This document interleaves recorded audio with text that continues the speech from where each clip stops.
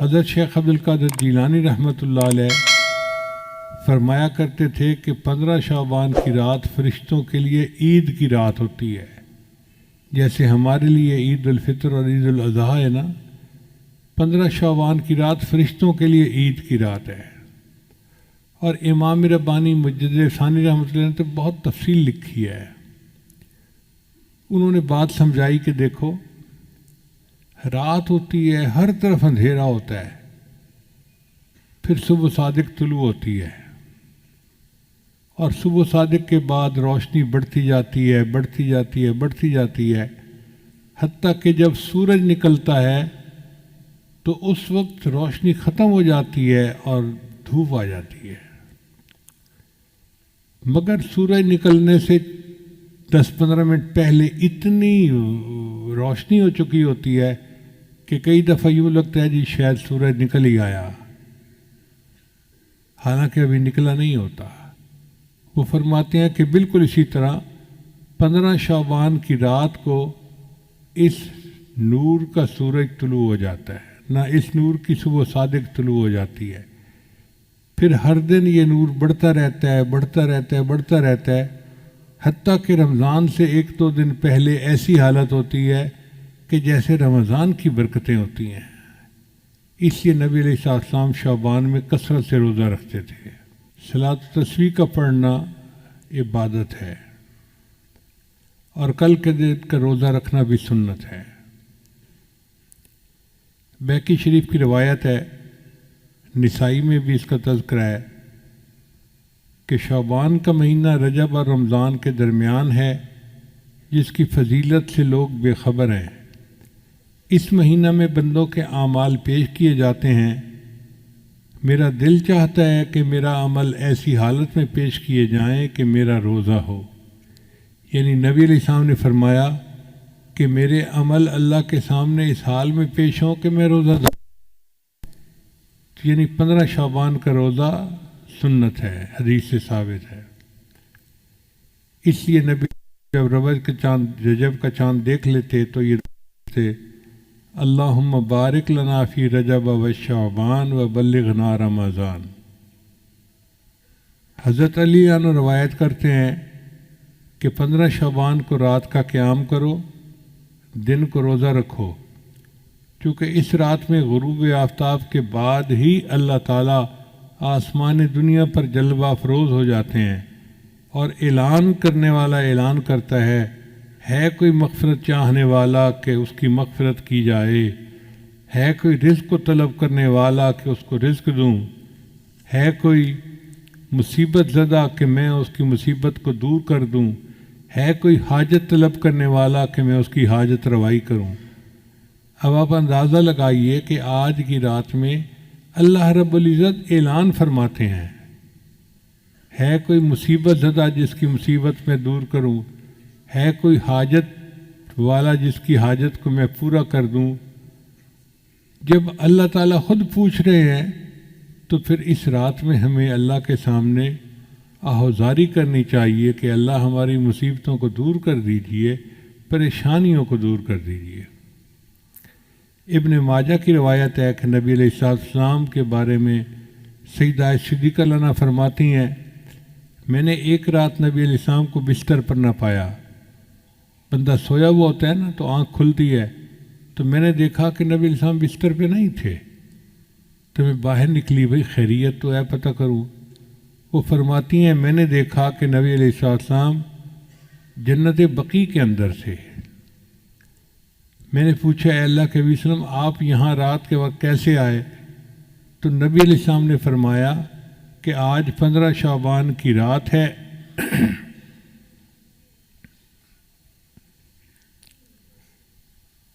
اس رات میں اللہ آسمان دنیا پر تشریف لاتے ہیں اور بنی کلب کی بکریوں کے بالوں سے زیادہ لوگوں کی مغفرت فرماتے ہیں۔ بنی کلب ایک قبیلہ تھا مدینہ میں جو بکریاں پالنے میں مشہور تھا، ہر گھر والوں کے پاس بکریاں ہوتی تھیں۔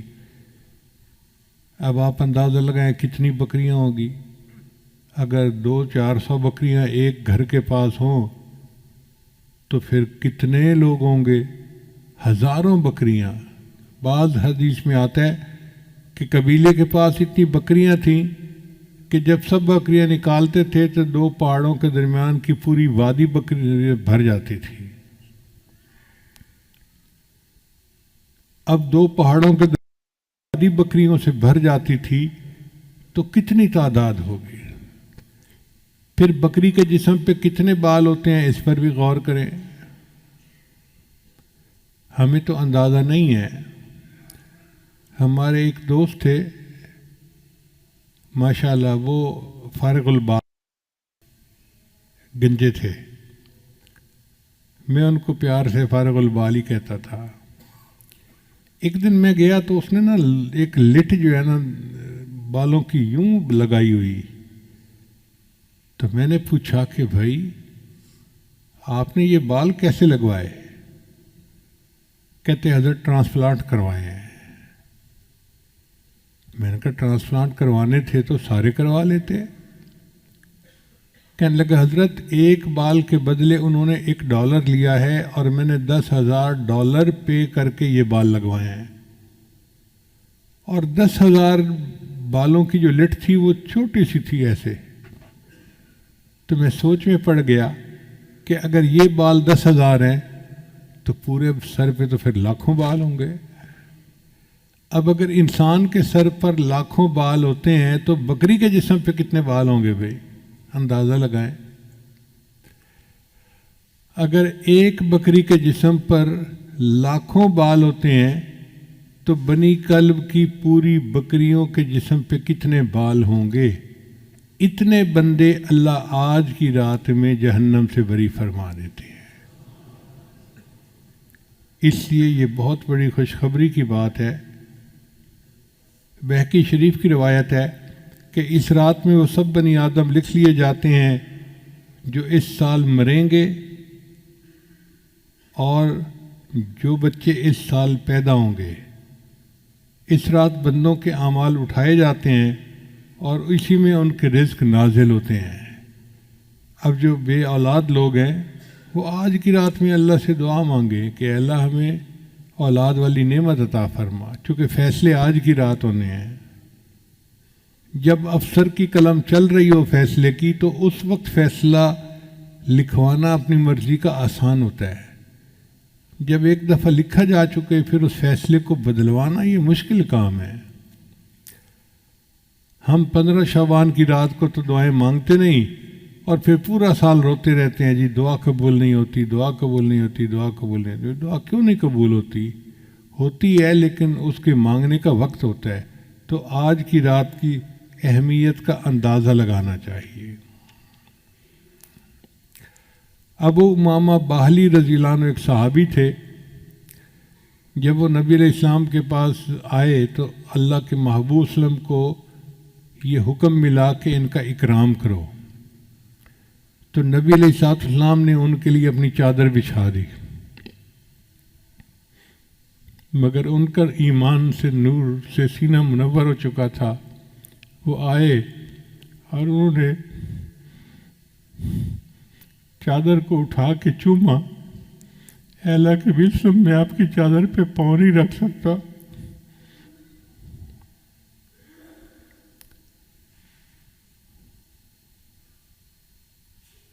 وہ روایت کرتے ہیں کہ نبی علیہ السلام نے ارشاد فرمایا من صام یوم من شعبان، جس نے شعبان کے دن کا روزہ رکھا یعنی 15 شعبان مراد ہے، فتحت لہ ابواب الجنان، اللہ اس کے لیے جنت کے دروازے کھول دیتے ہیں.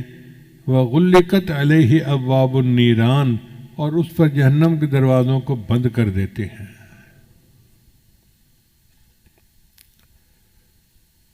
ہمارے سلسالیہ نقشبندیہ کے سرخیل امام سیدنا صدیق اکبر رضی اللہ تعالیٰ عنہ فرماتے ہیں قوموا لیلۃ نصف من شعبان، کہ نصف شعبان کی رات کو تم قیام کرو.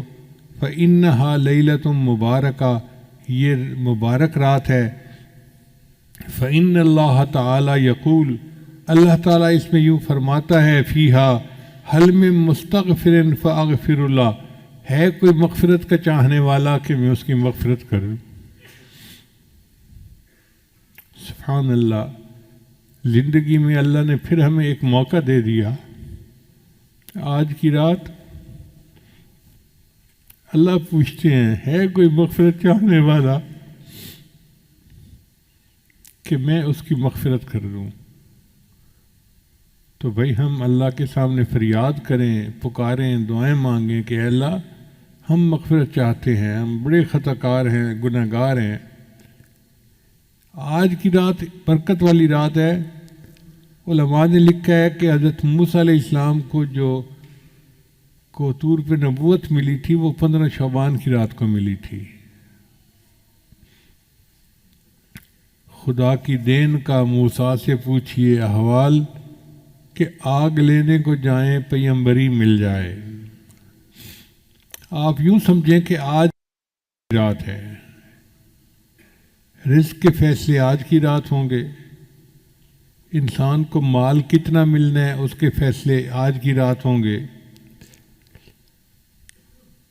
کس کا نکاح ہونا ہے اس کے فیصلے آج کی رات ہوں گے، کس کو بچے ملنے ہیں فیصلہ آج کی رات ہوگا، صحت والی نعمت ملنی ہے اس کا فیصلہ آج کی رات ہوگا، کس کو آئندہ سال زندگی ملنی ہے فیصلہ آج کی رات ہوگا. اب رزق تو اللہ تعالیٰ نے ہمیں پہنچانا ہے. ہم اگر کہیں نا کہ اللہ ہمیں رزق نہ دے، پھر بھی اللہ رزق دیں گے چونکہ ذمہ اس نے لیا ہوا ہے. اب جو لوگ بھوک ہڑتال کرتے ہیں ان کے ساتھ کیا ہوتا ہے؟ ان کو زبردستی جوس پلائے جاتے ہیں، اور جو انکار کرتے ہیں تو پھر ڈاکٹر آ جاتے ہیں، وہ پھر ان کو ٹیکے لگاتے ہیں. تم اگر منہ سے نہیں کھا رہے تو ہمیں تمہیں غذا تو دینی ہے، تو سوئیاں چبھو چبھو کے ان کو رزق دیا جاتا ہے.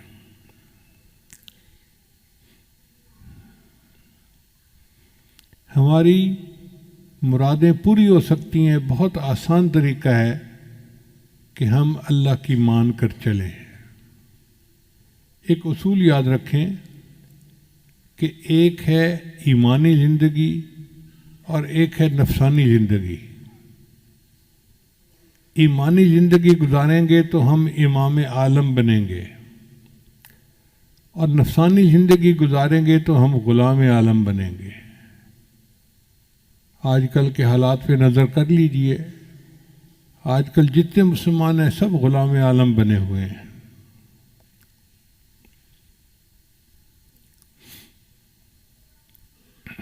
ماضی بعید میں دیکھنا ہے تو حضرت موسیٰ علیہ السلام کی قوم کا واقعہ دیکھ لیجئے.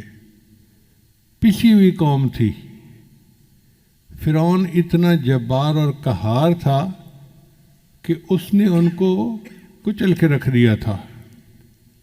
چنانچہ انہوں نے موسیٰ علیہ السلام سے کہا اوذینا من قبل ان تأتینا ومن بعد ما جئتنا، آپ کے آنے سے پہلے بھی ہمیں اذیت ملی اور آپ کے آنے کے بعد بھی اذیت ملی. وقال موسیٰ لقومہ، تو موسیٰ علیہ السلام نے اپنی قوم کو جواب دیا استعینوا باللہ واصبروا، اللہ سے مدد مانگو اور صبر کرو. ان الارض للہ، زمین اللہ کی ہے، یورثھا من یشاء من عبادی، اپنے بندوں میں سے جس کو چاہتا ہے زمین کا وارث بنا دیتا ہے. تصور نہیں کوئی کر سکتا تھا کہ بنی اسرائیل والے اس زمین کے وارث بن جائیں گے، اللہ نے ان کو بنا دیا. اللہ فرماتے ہیں وَنُرِيدُ، اور ہم نے ارادہ کیا أَن نَمُنَّ عَلَى الَّذِينَ اسْتُضْعِفُوا فِي الْأَرْضِ وَنَجْعَلَهُمْ أَئِمَّةً وَنَجْعَلَهُمُ الْوَارِثِينَ، کہ ہم ان کو زمین کا امام بنائیں گے اور زمین کا وارث بنائیں گے. یہ تو ہے ماضی مثال. اگر ماضی قریب میں مثال دیکھنی ہے تو صحابہ کرام کی مثال دیکھیں. اللہ کی مان کر چلے. اللہ نے کیسر و کسریٰ کے تاج ان کے قدموں میں لا کر رکھ دیے. اللہ تعالیٰ نے ان کو کیا عزتوں سے نوازا. چڑھتے سورج سے تاج مانگا، سمندروں سے خراج مانگا. لگاتا تھا تو جب نعرہ تو خیبر توڑ دیتا تھا، حکم دیتا تھا تو دریا کو رستہ چھوڑ دیتا تھا۔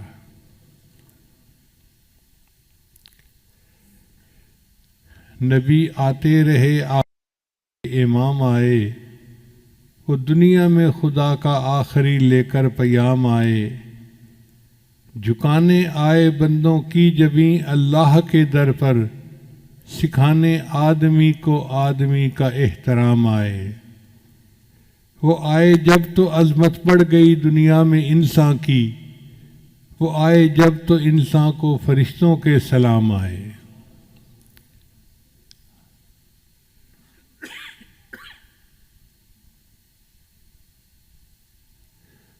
وہ ہیں بے شک بشر لیکن تشہد میں اذانوں میں، جہاں دیکھو خدا کے نام کے بعد ان کا نام آئے۔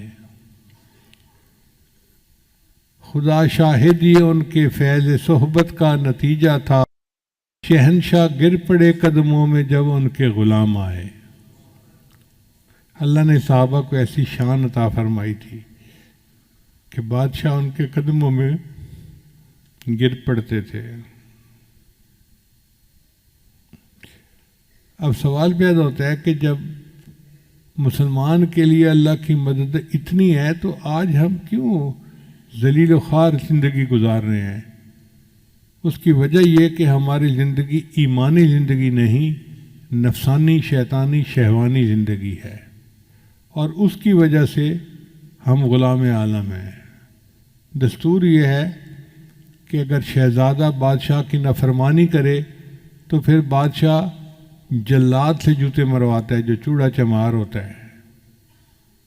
تو اللہ تعالیٰ نے بھی ان کفار چوڑے چماروں کو رکھا ہوا ہے کہ جب مسلمان مجھے بھولیں گے، ہیں تو میرے بڑے پیارے، لیکن ان کو میں جوتے تمہارے ہاتھوں سے لگواؤں گا۔ اور دیکھو آج مسلمانوں کو کیسے جوتے لگ رہے ہیں۔ اللہ فرماتے ہیں اے بندے، ایک تیری مرضی ہے، ایک میری مرضی ہے۔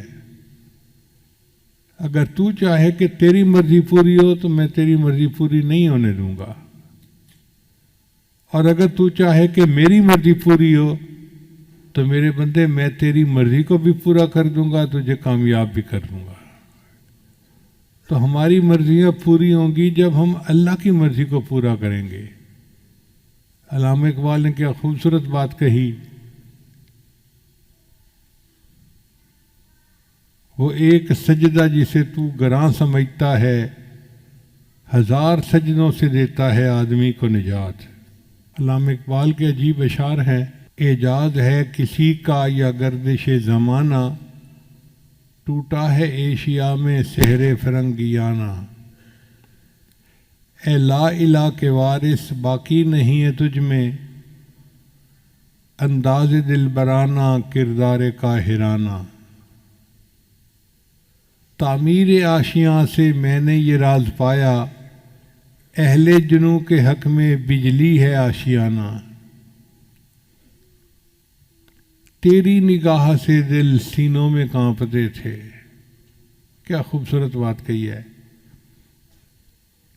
تیری نگاہ سے دل سینوں میں کانپتے تھے، کھویا گیا ہے تیرا جذبے قلندرانہ۔ یہ بندگی خدائی وہ بندگی گدائی، یا بندہ خدا بن یا بندہ زمانہ۔ اگر ہم بندہ خدا بنیں گے تو ہمیں اللہ امام عالم بنائیں گے، اور اگر بندہ زمانہ بنیں گے تو پھر ہم غلام عالم بنیں گے۔ کتنے لوگ ہیں جو آج قرضے کی وجہ سے پریشان ہیں، کسی نے بینک کے قرضے دینے ہیں، کسی نے لوگوں کے قرضے دینے ہیں، لوگ رسوا کرتے ہیں۔ کتنے لوگ ہیں جو گھر سے بے گھر ہیں، پردیس کے دھکے کھاتے پھر رہے ہیں کہ یہ اخراجات پورے نہیں ہوتے۔ کتنے لوگ مرض سے پریشان، بچے بیمار ہیں، ہسپتالوں کے چکر لگا لگا کے تھک گئے ہیں۔ کتنے لوگ نوکری نہ ملنے کی وجہ سے پریشان، کاروباری خسارے کی وجہ سے پریشان۔ کتنے لوگ ہیں بیٹی کے مناسب رشتے نہ ملنے کی وجہ سے پریشان، ان کو نیک قدردان لوگوں کا ساتھ نہیں ملتا۔ کتنے لوگ اولاد نہ ہونے کی وجہ سے پریشان۔ عورت تعلیم یافتہ بھی ہے، اچھے گھر کی بھی ہے، ہر صفت ہے اس کے اندر، مگر ساس دھمکی دیتی ہے تیری اولاد نہیں ہو رہی، میں بیٹے کی دوسری شادی کر دوں گی۔ نند ہے تو اٹھتے بیٹھتے تانے دیتی ہے۔ اب اس عورت کی ٹھنڈی آہیں اللہ ہی جانتا ہے۔ کتنے لوگ ہیں کہ بچیوں کی شادیاں تو ہو گئیں، میاں کی درمیان محبت نہیں ہے۔ اب جس عورت کو شادی کے بعد خامد کی محبت نہ ملے تو اس کا گھر کیسے آباد ہوگا؟ ان سب کا علاج کیا ہے کہ ہم آج کی رات میں اللہ رب العزت سے سچی توبہ کریں اور خوب دعا مانگیں کہ اللہ ہماری ان پریشانیوں کو دور کر دیجیے۔ یہ پکی بات ہے، جو چاہیں اللہ چاہیں گے وہ ہوگا، جو نہیں چاہیں گے وہ نہیں ہوگا، چاہے ہم جو مرضی لگا لیں۔ جو اللہ تعالیٰ بنی اسرائیل کو من و سلوہ کھلا سکتا ہے، کیا امت محمدیہ کو دال روٹی نہیں دے سکتا؟ جو پروردگار بی مریم کو بے موسم کے پھل کھلا سکتا ہے،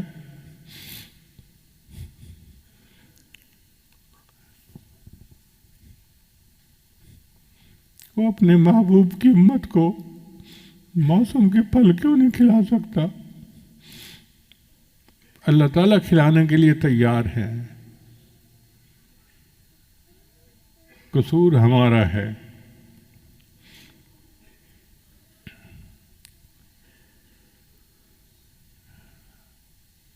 کہتے ہیں کہ پرائی بکری کو کوئی گھاس نہیں ڈالتا، ہم اللہ کے ہیں۔ اب ہم دوسروں کے دروازے پہ جائیں گے تو ہمیں دھکے ہی ملیں گے۔ ہمارا دروازہ اللہ کا دروازہ ہے، ہمیں چاہیے کہ ہم اس کے اوپر جھکیں۔ امت اس وقت پریشان ہے، صرف ہمارے ملک کے لوگ نہیں، پوری امت پریشان ہے،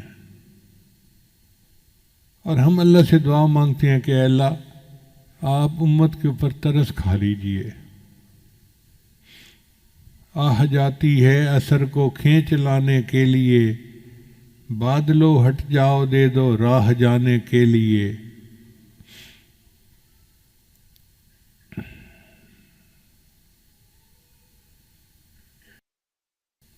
خار ہیں بدکار ہیں ڈوبے ہوئے ذلت میں ہیں، جو بھی ہیں آقا تیری محبوب کی امت سے ہیں۔ ہم جیسے بھی ہیں تو امتی نبی علیہ السلام کے نا۔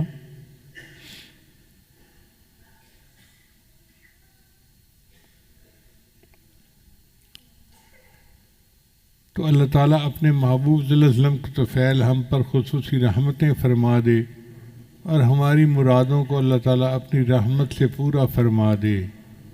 اب پورے بیان کا خلاصہ یہی نکلا کہ سال کی ابتدا محرم سے ہوتی ہے جو مجاہدے کا مہینہ ہے، اور سال کی انتہا ذوالحجہ پہ ہوتی ہے جو مشاہدے کا مہینہ ہے۔ درمیان میں رجب کا مہینہ پڑتا ہے جو معراج کا مہینہ۔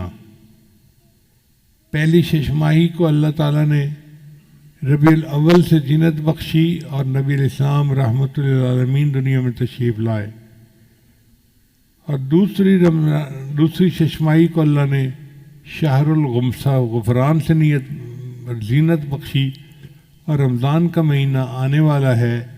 آپ یوں سمجھے کہ آج کی رات طلوع صبح صادق ہو گئی، اب رمضان کی پہلی کو طلوع سورج ہوگا، اور پھر نور کا ایک مہینہ اپنی پوری رحمت کے ساتھ آئے گا۔ اللہ تعالی ہمیں اس مہینہ کے لیے تیاری کرنے کی توفیق عطا فرمائے۔ یہ تیاری کوئی ورزش کرنے کا نام نہیں ہے، بلکہ ہم اپنی زندگی سے گناہوں کو ختم کریں اور اللہ تعالیٰ کو منانے کے لیے پوری کمر کس لیں، ہمت کر لیں۔ خدا ان کی مدد کرتا ہے جو اپنی مدد آپ کرتے ہیں۔ لہذا دعا ہے کہ اللہ تعالیٰ آج کی رات میں ہم سب مسکینوں کی بخشش فرمائے اور ہماری جتنی بھی مرادیں ہیں اللہ اپنی رحمت سے پورا فرمائے۔ وآخر دعوانا ان الحمد للہ رب العالمین۔